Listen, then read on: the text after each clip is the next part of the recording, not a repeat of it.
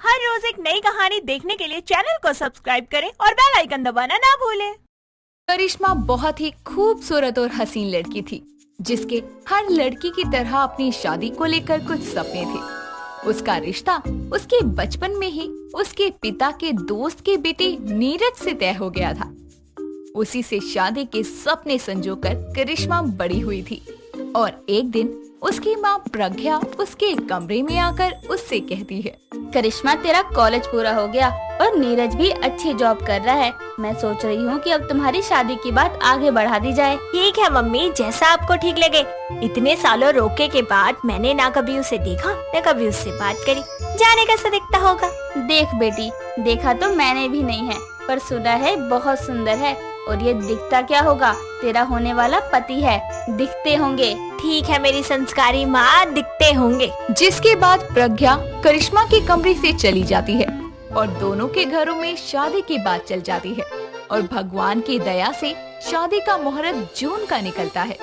जिसके बाद शादी का दिन भी जल्दी आ जाता है और करिश्मा दुल्हन के जोड़े में सजी अपने कमरे में बैठी होती है कि तभी उसकी सहेली सुमन उससे आकर कहती है, अरे क्या बात है करिश्मा, तू तो बहुत सुंदर लग रही है। अब क्या करूँ, मैं तो हुई ही सुंदर, मैं तो पैदा ही सुंदर हुई हूँ, सुंदर ही लगूंगी ना। अच्छा चल ये बता, शादी के बाद तेरे मियाँ जी तुझे हनीमून पर कहाँ लेकर जाएंगे? हाँ यार, समझ नहीं आ रहा कहाँ जाऊँ। मुझे तो घूमना बहुत पसंद है और ठंडी जगह तो मेरी फेवरेट है। मेरा पति तो मुझे बाली लेकर गया था, सच में बहुत सुंदर जगह है वो। मुझे तो सोच सोच कर चैन नहीं आ रहा। न जाने शादी के बाद सब कैसा होगा, न जाने मेरा पति मुझे हनीमून पर कहाँ ले जाएगा।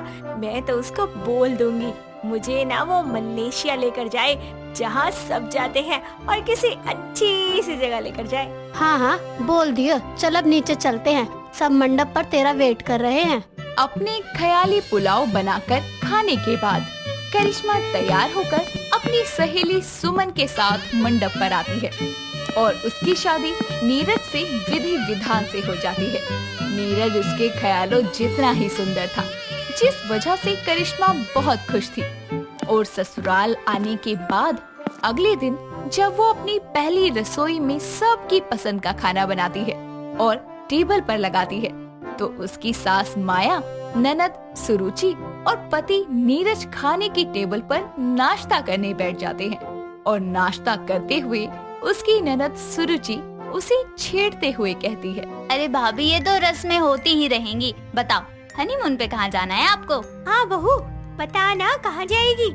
माँ जी, जहाँ भी आपको या इनको सही लगे। अरे इसमें लगना क्या है, हम कोई स्पेशल जगह ही जाएंगे, तुम चिंता मत करो। मैं कल ही हरिद्वार की 4 टिकट बुक कर देता हूँ, हम सब चलेंगे। इस गर्मी में मेरे पति मुझे विदेश तो छोड़ो, ले जा भी रहा है तो हरिद्वार, वो भी पूरे परिवार के साथ। कहाँ फंस गई मैं। हाँ हाँ बेटा, हम सब साथ चलेंगे।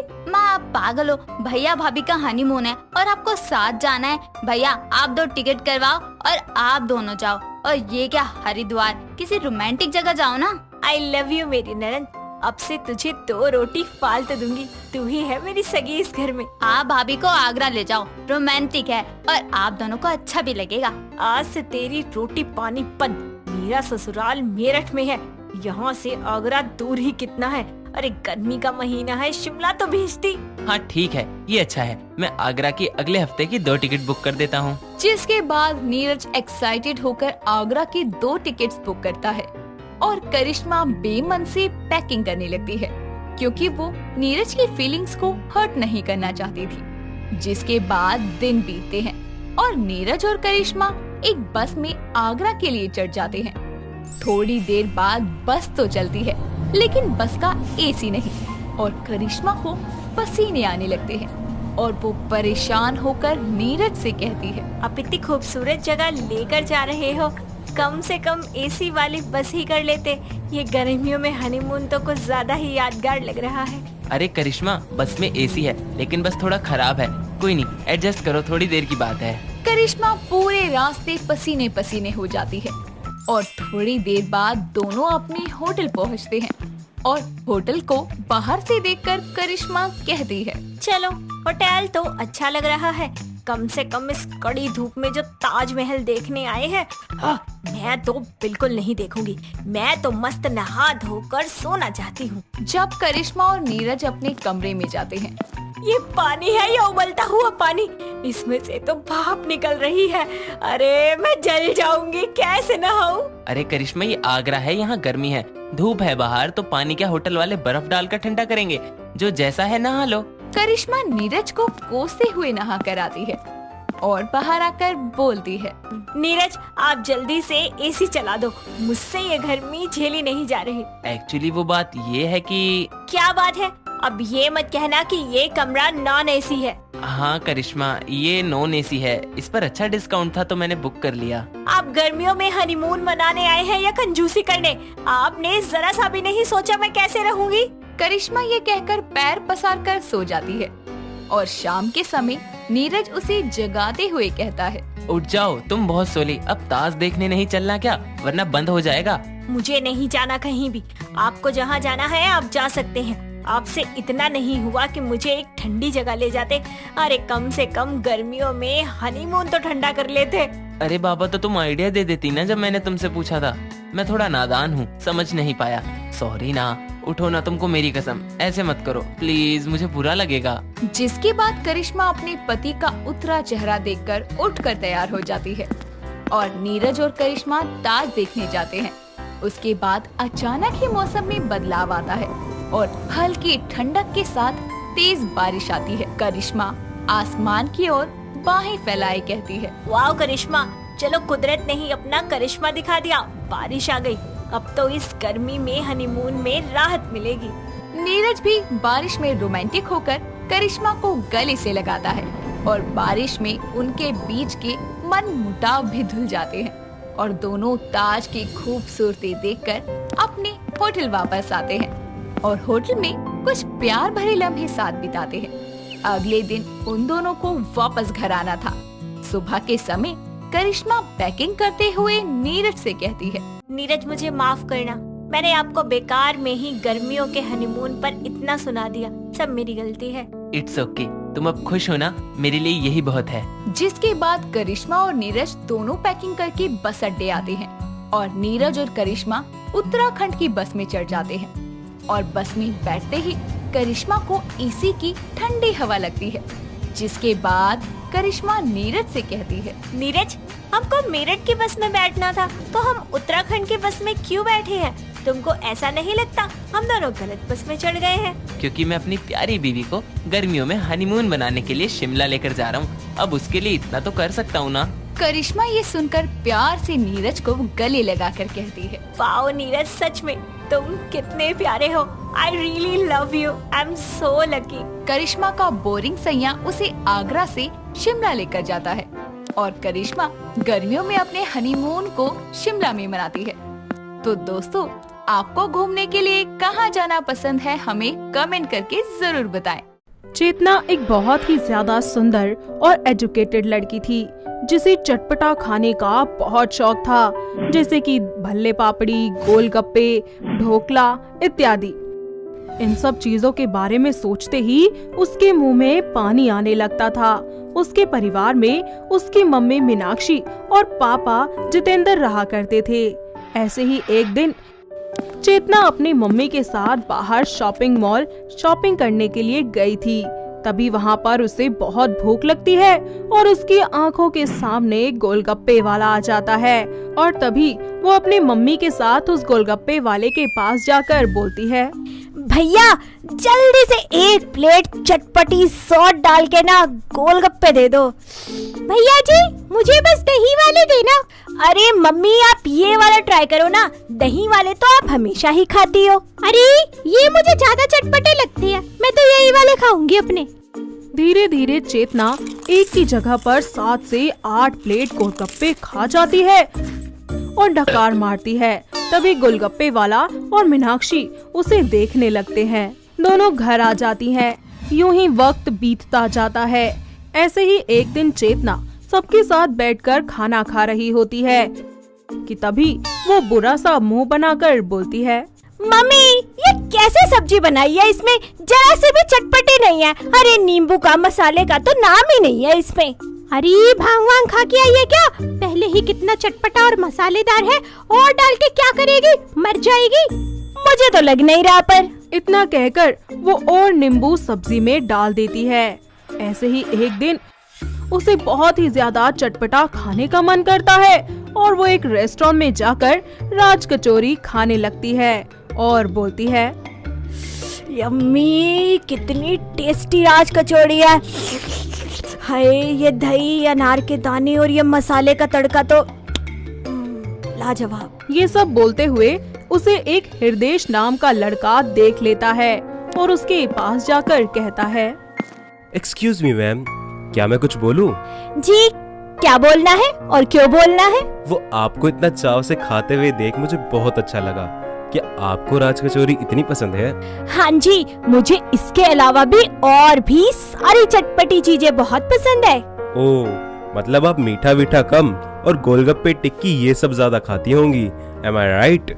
जी बिल्कुल, आप मुझे ज्वाइन कर सकते हैं अगर करना चाहे तो। रियली? आप चिल्लाएंगी तो नहीं? अरे नहीं नहीं, बैठिए। ओके, सो आपका नाम क्या है?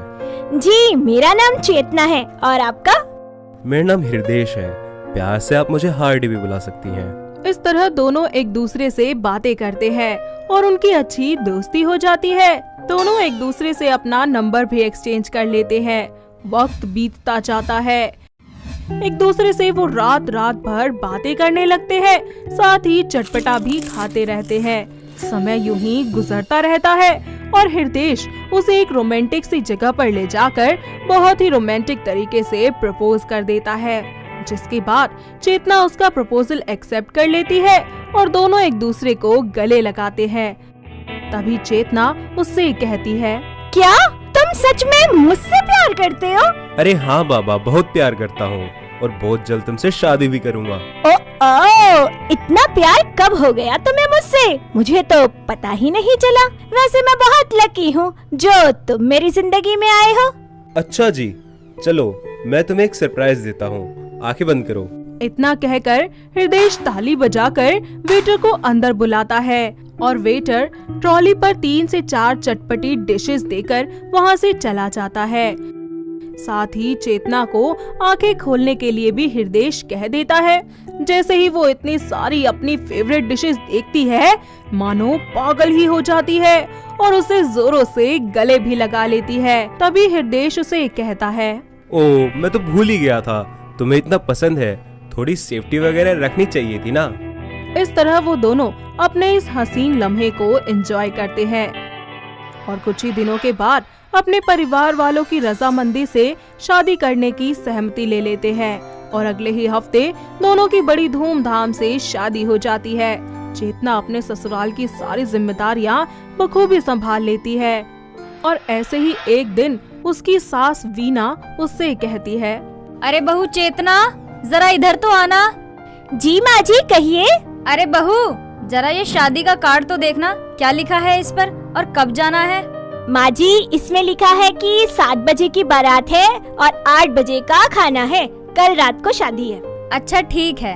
अगले दिन हृदय ऑफिस से घर आता है और वो सभी शादी में जाने के लिए तैयार हो जाते हैं। सभी शादी में पहुंचते हैं और कुछ ही देर के बाद चेतना कहती है, माँ जी, कितनी देर हो गई पार्टी में आए, चलिए ना कुछ खा पी लेते हैं, भूख लग रही है बड़ी। हाँ हाँ, अभी आती हूँ मैं बबीता से मिलकर, जब तक तू खा ले। माँ जी ठीक है, आप हार्डी को बता देना, ओके? इतना कहकर वो फूड काउंटर पर खाने के लिए चली जाती है और शादी में अलग अलग तरीके की चटपटी डिशेस होती हैं, जिन्हें देखकर चेतना बोलती है, वाओ, कितनी सारी डिशेस है यहाँ पर। समझ नहीं आ रहा, पहले दही भल्ले के दही में डूबूं या फिर कुरकुरी पापड़ी का मजा लूं या फिर गोलगप्पे के पानी में तैरूं। इतना कहकर वो टिक्की खाने जाती है और एक एक करके सारे डिशेस को वो खा लेती है।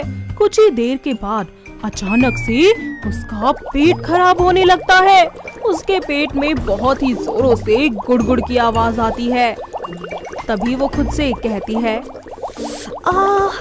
ये पेट में कैसा मरोड़ सा उठ गया। मुझे लगता है मुझे वॉशरूम जाना पड़ेगा।